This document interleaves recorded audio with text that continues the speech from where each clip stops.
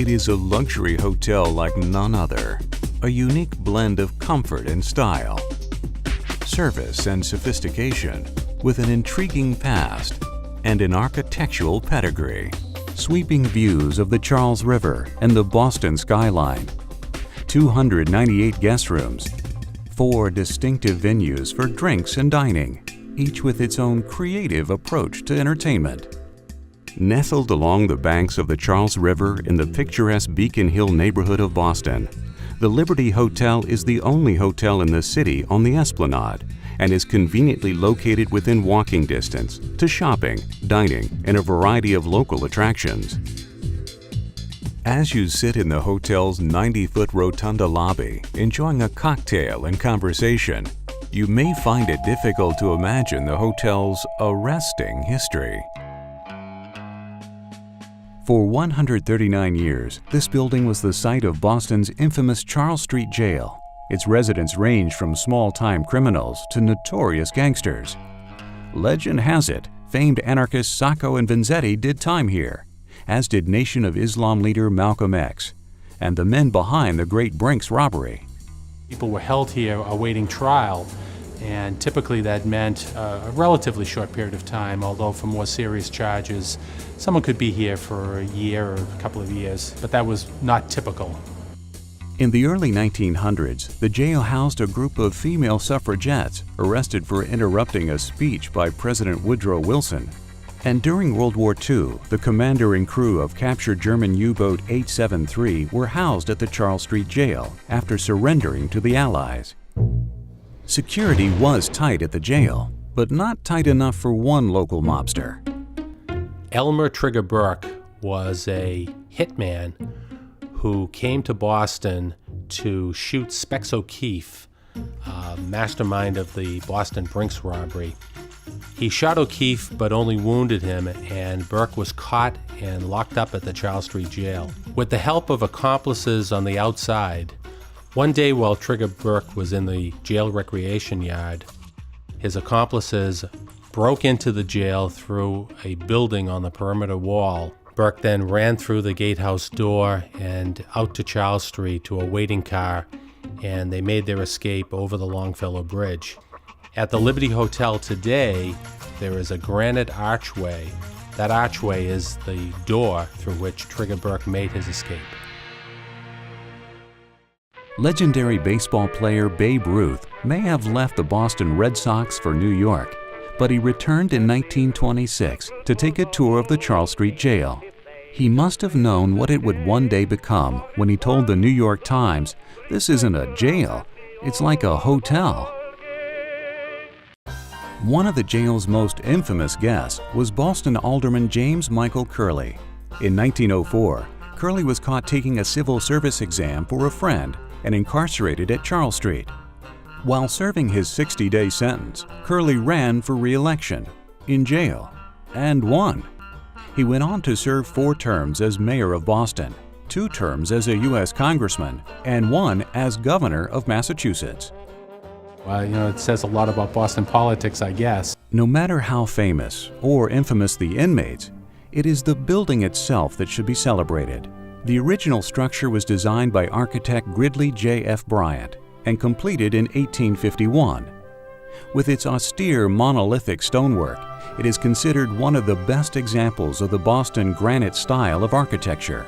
Gridley J.F. Bryant was one of the premier architects in the city of Boston, and he specialized in using granite. The architect shared office space with a prison reform expert named Reverend Louis Dwight and incorporated many of Dwight's ideas for a humane prison into his building design.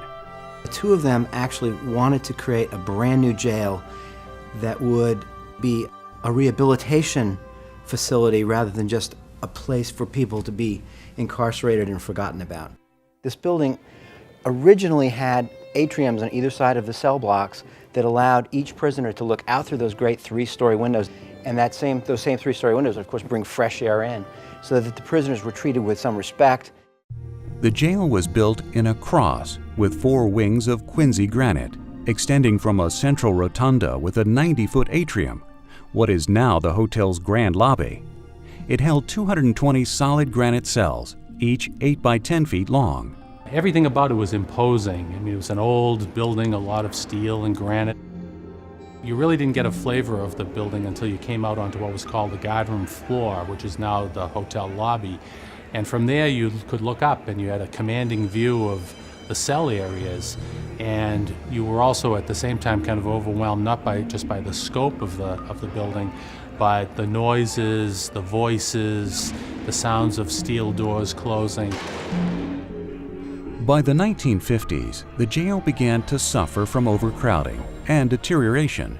The inevitable outcome of an old building is we had antiquated plumbing, we had quirky electrical systems, we had uneven heating and cooling. In 1973, the poor living conditions led Charles Street inmates to revolt. The incident spurred federal court judge W. Arthur Garrity to see what conditions were like for himself by spending a night in the jail on Murderers Row. Everybody on the staff was well aware that he was here, so he couldn't totally blend in. I don't know if he got VIP treatment. Later that year, the courts ruled that the jail violated the constitutional rights of the prisoners housed there and should be closed. But it took several years for a new facility to be built, so it wasn't until 1990 that the guards closed the doors to the Charles Street Jail for good. We decided to make one last round of the facility, and we climbed the stairs up to the 5th floor and walked up and down the tiers that we had done many, many times over the years. And although they were all empty, we came downstairs and kind of joking to one another, we turned in our head count for the night and walked out. The big steel door closed behind us, and it was a very long time before I came back in here. But this impressive granite structure has come back to life in a new role as one of the country's most stunning and inspired reuse developments. A luxury hotel in the heart of historic Boston, the result of an expansive reconstruction that has transformed the Charles Street Jail into the Liberty Hotel. The very first time that I set foot into the Charles Street Jail building, I was both overwhelmed by the volumetrics of the space, but I was also daunted by the decrepitude of the building itself. Paint was peeling, great amounts of junk had been stored in here. Nobody had actually been in the building. The building had not been operated for a good 15 or more years, and it was just in very desperate shape. But at the same time, there was no question in my mind that this was a building of tremendous strength and beauty. Undaunted by the condition of the facility, developers Carpenter & Company and architects Cambridge 7 Associates set about bringing the building back to life. Crews painstakingly cleaned the granite exterior, removed layers of paint from interior brick walls, and carefully dislodged entire cell blocks. It was an architectural joy, but also an engineering nightmare. In 1848, architect Gridley J.F. Bryant drafted a dramatic cupola to sit atop the rotunda of the original jail. But when time and money ran short, the cupola's size was reduced, and in 1949 it was removed altogether. With the Liberty Hotel project, the cupola would find its place atop the rotunda again, this time the full size Bryant intended. We relied very heavily on his original sketches about how to recreate that cupola so that we could bring the building back to the spirit that Bryant had originally conceived it with. The jail's status as a National Historic Landmark created another challenge, requiring developers to adhere to strict architectural guidelines. We worked very closely with the agencies involved, the Park Service, Mass Historic, Boston Landmarks, the Boston Redevelopment Authority, to make sure that every decision we made about this building was a decision that was in its best interest of truly preserving and enhancing the monument itself. To ensure that none of the bad elements from the jail's past life remained in the new building, hotel developers took the unusual step of bringing in Buddhist monks to cleanse the building of any evil spirits. Various people told me there might be bad spirits there, and feng shui consultants and sort of people like that, and I decided we ought to have the monks come and relieve us of anything. In September of 2007, after 5 years of planning and construction, the former Charles Street Jail was reborn as the Liberty Hotel. We liberated the building. The catwalks where guards once kept watch on inmates are now elegant balconies overlooking the hotel's spacious lobby. You'll see that we've used a glass handrail, and then we've mounted the original handrails, which are those wrought iron and cast iron components, right in front of the glass in various areas, so that you get a little pastiche of the history against something that's very modern. With its 90-foot ceiling and 3-story Oculus windows, the Liberty Bar, located in our lobby, is a perfect meeting spot, a place to relax, enjoy a cocktail, or experience one of the hotel's signature Liberty affairs. Past the reception desk, you can learn more about the building's infamous past in the Liberty's Historical Gallery. 18 of the hotel's 298 guest rooms are in the historic jail and have kept their original character, but with modern amenities. The rest are in a newly constructed adjoining 16-story tower, where guests can enjoy breathtaking views of Boston. For the ultimate in luxury, spend the night in the Liberty's spacious Ebersol Suite.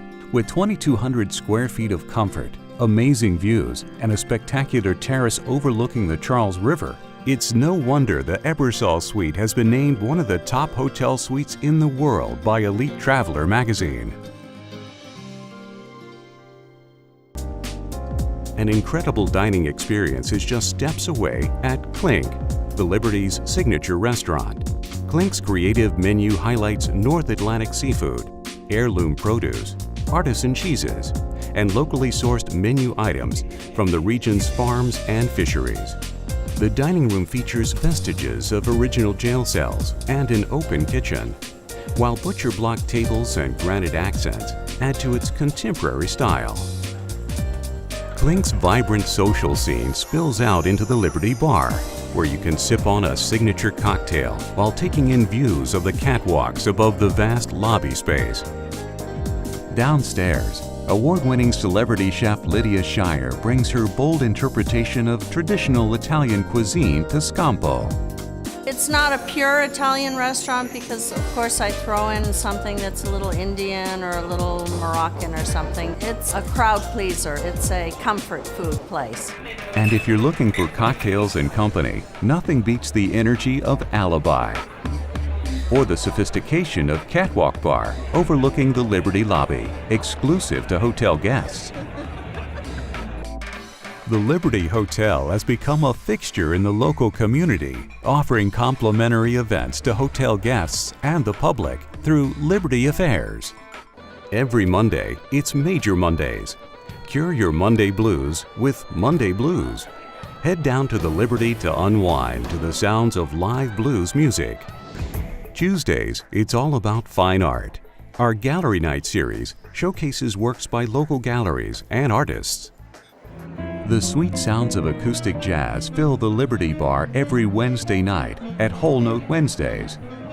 And you can get a look at the latest fashions by local Boston designers and boutiques each week during fashionably late Thursdays.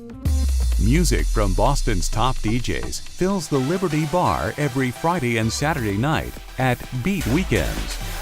The Liberty is a very popular luxury hotel, but we're also popular with the people who live in our neighborhood. While many hotels are content to provide a bed and a roof, the Liberty creates truly immersive experiences that collectively we call our Liberty Affairs. On Saturdays, stay in shape with Winter Workout, a complimentary group fitness class at the Liberty, taught by instructors from Equinox.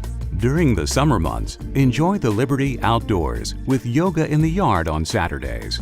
The Liberty Hotel is one of the only dog-friendly hotels in the city. Every Monday and Wednesday evening during the summer months, it's canines and cocktails in the yard for Yappier Hour. There is something for everyone at the Liberty. It's a truly unique setting for weddings. Our expert planners and culinary team will help turn your vision into reality, whether it's for 5 or 500 people. And corporate events of all sizes. Our event space features natural light, stylish design, as well as unique features such as the rotunda lobby and the catwalks. Throughout the Liberty Hotel, guests receive exemplary service from friendly, attentive, and welcoming staff. It's a place where people can feel comfortable in casual clothes. I want that the service be sort of not in your face, not fancy, just absolutely drop-dead high quality in a subtle way, in a friendly way, in a warm way. The Liberty is truly a quintessential Boston experience. It's a remarkable combination of grand architecture, rich history, and the amenities of a modern luxury hotel. Whether you're in Boston for work or for play, we guarantee your visit to the historic Liberty Hotel will be unforgettable.